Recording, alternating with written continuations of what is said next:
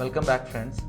पिछले वीडियो में मैंने यहाँ पे अपने को ग्रेजुएटेड फ़िल्टर की मैंने बताया था आपको, बट आज मैं सोच रहा हूँ कि आपको एक एक करके टूल समझा दूँ। तो आज हम ये जो पैनल है यहाँ पे,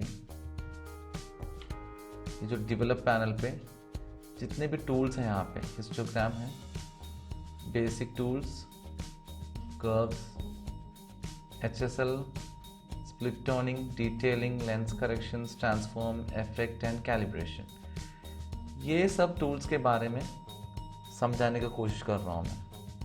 तो सबसे पहले हम हिस्टोग्राम देखते हैं।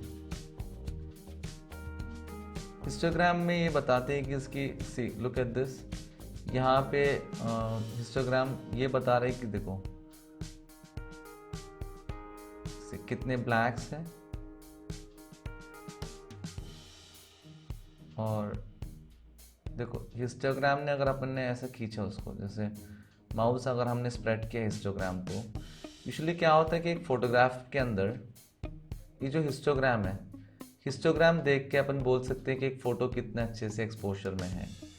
एक अच्छे फोटोग्राफ की हिस्टोग्राम में यूजुअली इतने पोर्शंस में रहते हैं, वो उसकी जो ग्राफ है it comes in the middle, ये जो मिडल पोर्शन है ना यहाँ पे आ जाते हैं।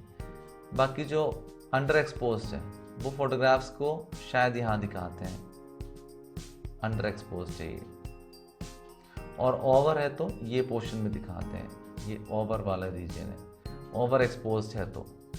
सो एक हिस्टोग्राम देख के हम बोल सकते हैं कि फोटोग्राफ कितने अच्छे से एक्सपोज हुआ है कि नहीं हुआ है। ओके, सो ये है हिस्टोग्राम का। देन हम जाते हैं यहाँ बेसिक टूल के अंदर, और यहाँ जो ऊपर के जो टूल्स हैं, ये जो टूल्स हैं, ये जितने भी टूल्स यहाँ पे हैं, ये क्रॉप है, ये आई रिमूवल है, ये ब्रश टूल है, ये धीरे धीरे करके मैं समझाऊंगा एक एक करके। तो अभी फ़िलहाल अपन इस बेसिक टूल के अंदर जाते हैं और अब मैं समझाता हूँ कि क्या है बेसिक टूल्स। बेसिक टूल में वाइट बैलेंसिंग, हर फोटोग्राफ में अपने को वाइट बैलेंसिंग करना बहुत ज़रूरी है। तो वाइट बैलेंसिंग करने से फोटोग्राफ की जो नेचुरल टोन है वो उठ के आते हैं। अगर एक फोटोग्राफ अच्छे से वाइट बैलेंस नहीं है तो अपने को वो देख के दिख जाते हैं। सपोज अगर ये फ़ोटो अगर प्रॉपरली वाइट बैलेंस नहीं रहते, वाइट बैलेंस का रेंज यूजुअली 2000 से लेके नियर अबाउट, ये लाइटरूम में तो 50,000 दिखा रहा है, बट यूजुअली कैमरे में क्या होता है कि इट रेंजेस फ्रॉम 2000 से लेके 10,000 तक जाते हैं यूजुअली कैमरास में। DSLR कैमरास 10 कोई 12 है ना, तो बट ये सॉफ्टवेयर में क्या होता है कि it is going to around 50,000 तक दिखा रहा है, 50,000 ऑफ रेड्स एंड ब्लूज का शेड दिखा रहा है। वाइट बैलेंस कुछ नहीं होता है, वो रेड और ब्लू के बीच में, ब्लू और रेड के बीच का एक कॉम्बिनेशन होता है वाइट बैलेंसिंग।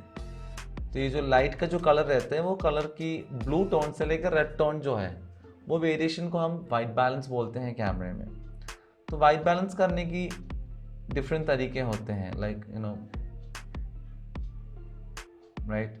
जैसे कि ये कलर पिक टूल है, ये जो वाइट बैलेंसिंग पिकिंग टूल है यहाँ पे, ये जो टूल यूज़ करके भी हम वाइट बैलेंस कर सकते हैं। अगर ग्रे परसेंटेज आपको एक फोटोग्राफ में कहीं प्रॉपरली 50% ग्रे वाला पोर्शन कहीं है, यहाँ पे तो कोई दिख नहीं रहा मुझे, बट अगर 50% ग्रे वाला ऑप्शन है तो आप यहाँ पे जाके क्लिक कर लेंगे। तो देखो जैसे आपने ये मूव किया यहाँ पे, जैसे आपने ये कलर पिकर्स मूव किया आपने, आप यहाँ देखना इस पोर्शन में आप ध्यान देना। जैसे मैं colour picker tool white balancing tool में यहाँ पे फोटोग्राफ के ऊपर मूव करूँगा तो देखना वहाँ पे किस टाइप के कलर्स चेंज हो रहे हैं फोटोग्राफ्स में। ठीक है, तो मैंने यहाँ पे गलती से मैंने यहाँ पे क्लिक कर ली तो फोटोग्राफ देखो ग्रीनिश टोन इसलिए आए हैं क्योंकि उसके अंदर प्रॉपर ग्रे का बैलेंस नहीं था, ग्रे टोन्स। सो ये था colour picker tool, sorry white balance selector tool. तो देखिए फोटोग्राफ कितना ग्रीनिश हो गया है। ओके, मैं यहाँ पे कंट्रोल Z दबा रहा हूँ तो प्रीवियस जो वर्जन में था वो आ गया है। इसको अपन मैनुअल भी कर सकते हैं। मैनुअली टेम्परेचर यहाँ पे आप चाहो तो एंटर करके दे सकते हैं, जैसे मैंने दे दिया यहाँ पे 3500। तो आप देख सकते हैं किस तरीके से, जैसे अपन कैमरे में सेट करते हैं, DSLR में जैसे हम वाइट बैलेंस सेट करते हैं उस तरीके में अपन यहाँ पे कीबोर्ड से एंटर भी करके देख सकते हैं, या फिर ये जो नंबर्स हैं उसको आप चेंज करके भी देख सकते हैं माउस से,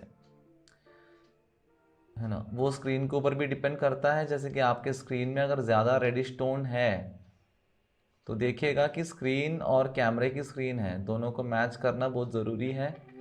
अगर स्क्रीन और कैमरा मैच नहीं हो रहा है तो आप स्क्रीन में कुछ और देखेंगे और कैमरे में कुछ और देखेंगे। ओके, तो ये आपको बहुत ध्यान रखना पड़ेगा उसके लिए, एंड प्रॉपर वाइट बैलेंस करना पड़ता है इमेज में, राइट। सो मैंने ये वाइट बैलेंस यहाँ पे मैं 4000 राइट 4350 रख देता हूँ। एंड देन यहाँ पे है अपना टिंट। ये टिंट को कुछ करने की ज़रूरत नहीं है। अगर इनकेस आपको लग रहा है कि कुछ फोटोग्राफ्स में ग्रीन ज़्यादा है, ये देखो ये ग्रीन एंड ये जो टिंट है ये ग्रीन एंड पिंक के बीच की जो वर्शंस है ये है टिंट। तो ज़रूरी नहीं है कि आपको टिंट चेंज करना है। आपको लग रहा है कि टिंट में जैसे कोई ग्रीन है फोटोग्राफ, थोड़ा पिंकिश डालना है तो आप ये कर सकते हैं, और ज़्यादा पिंकिश फोटो है थोड़ा सा ग्रीन देना ज़रूरी है तो आप ये कर सकते हैं। तो आपके ऊपर है वो, आप डिपेंड करते हैं कि आप कितना देते हैं उसको। ओके, देन हम मूव करते हैं एक्सपोजर के ऊपर। एक्सपोजर तो सबको पते होंगे कि फोटोग्राफर्स को तो पता ही होगा क्या एक्सपोजर होता है। एक्सपोजर मतलब बस लाइटिंग्स, कितना लाइटिंग चाहिए। ओके, फोटोग्राफ के लिए कितना लाइटिंग होता है वो एक्सपोजर होता है। एक्सपोजर बढ़ा भी सकते हैं, एक्सपोजर कम भी कर सकते हैं। ज़्यादा एक्सपोजर हो गया तो फ़ोटो जल सकते हैं। जैसे कि देखो ज़्यादा एक्सपोजर में तो फ़ोटो जल जाएंगे, कम एक्सपोजर में तो फोटोग्राफ अंडर हो जाते हैं। तो एक नॉर्मल एक्सपोजर रखना बहुत ज़रूरी होता है। ओके, तो नॉर्मल एक्सपोजर के लिए आप देख सकते हो कि कुछ वो भी फोटोग्राफर के ऊपर पसंद रहते हैं कि उसको कितने एक्सपोजर चाहिए। किसी को ब्राइट फोटोग्राफ्स पसंद है, किसी को नॉर्मल एक्सपोजर पसंद है, किसी को अंडर एक्सपोज पसंद है। मेरे हिसाब से तो मैं हमेशा अंडर एक्सपोज पिक्चर्स ज़्यादा यूज़ करता हूँ, मुझे वो अच्छा लगता है तो मैं उसी को यूज़ करता हूँ। देन कॉन्ट्रास्ट भी आपको पता है कितना कॉन्ट्रास्ट, तो कॉन्ट्रास्ट जितना बढ़ाएंगे आपको देखिए फोटोग्राफ में एक डेप्थ मिलता है, बट वो भी आपके ऊपर है कि आप कितना कॉन्ट्रास्ट देना चाहते हैं, क्या करना चाहते हैं। ओके, उसको भी छोड़ दिया अपने।